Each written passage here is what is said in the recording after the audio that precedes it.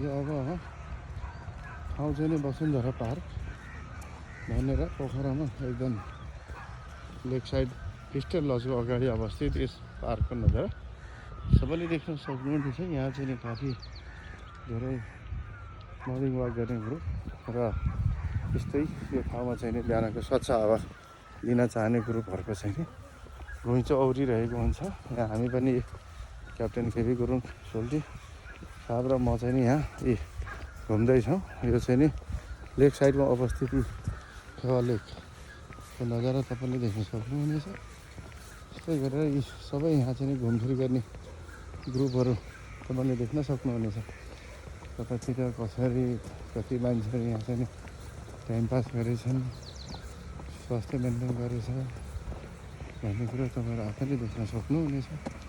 ल हेर्नुहोस्, सङ्घ संस्थाका व्यक्तित्वहरू यहाँ आएर चाहिँ नि कसरत गर्ने, आफ्नो स्वास्थ्य मेन्टेन गर्ने कुरोहरू गरिरहन्छन्। यस्तै गरी यतापट्टि पनि जाने बाटो छ। त्यताबाट यो माथि चाहिँ नि लेक साइड जाने हाइवे त्यहाँबाट चाहिँ नि हामी चाहिँ नि यस्तै किसिमले अहिले हिँडिरहेका छौँ। यो आइरन ब्रिज यहाँ चाहिँ नि सानो पुलहरू बनाएर यो आइरन ब्रिजहरू यस्तै किसिम क्रस गरिन्छ। देख्न सक्नुहुनेछ वसुन्धरा पार्क लेक साइड पोखराको नजर।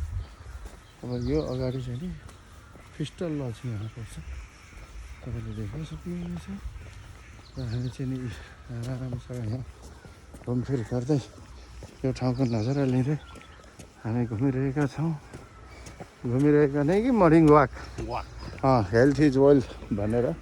ए मिथेवा खनायो यो मेरो नम्बरी एकै दिनको नम्बरी के हो फेरि बडी त सर्लकै घटाएर अफगानिस्तानको लाउरे कसरी आज भेटे यार?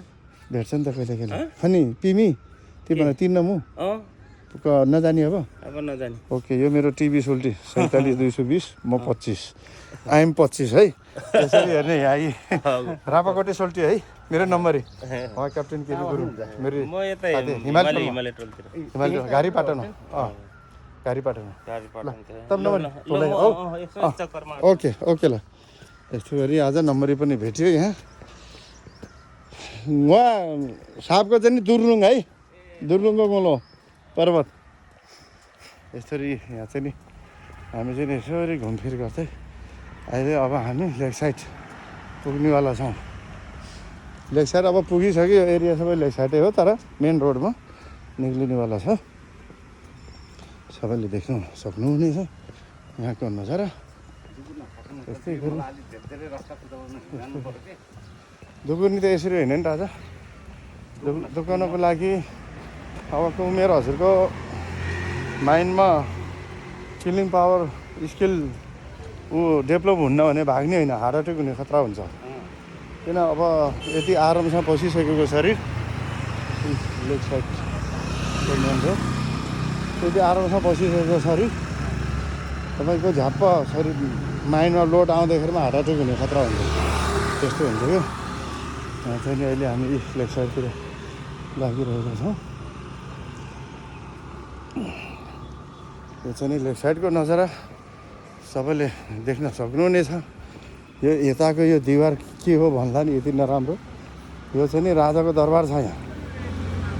नेपालमा ठुल्ठुलो मन्त्री ठुला राजा आउँदा यो भित्र बस्छ। यहाँ उसको गेस्ट रुम छ है साथीहरू, सबैले देख्न सक्नुहुन्छ। हजुर पर होइन र गेस्ट रुम यो हो नि, यही भित्र त आर्मी बस्छ नि यहाँ त पुरै। त्यसरी मुनलाइट रिसोर्ट, यो मुनलाइट रेस्टुरेन्ट पहिला होटल मुनलाइट र मुनलाइट रेस्टुरेन्ट एकदम फेमस त्यो पहिल्यैदेखिको। अहिले चाहिँ नि हामी लेफ्ट साइडको नजारा लिँदै तपाईँले हाम्रो नजारा पनि लिन सक्नुहुनेछ।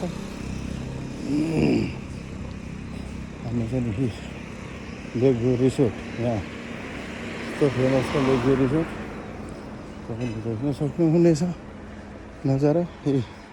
यता फेवाताल, यहाँ फेवातालको नजारा पनि देख्न सक्नुहुनेछ, लिन सक्नुहुनेछ। त्यस्तै गरी हाम्रो पोखरा, लेक साइड पोखरा भनेर एकदम विश्वमा चर्चित यो ठाउँ। सबैले लाइक र सेयर गरिदिनु होला, धन्यवाद।